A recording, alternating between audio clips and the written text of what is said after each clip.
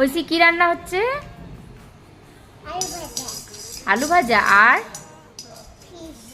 Fish আর ডিম।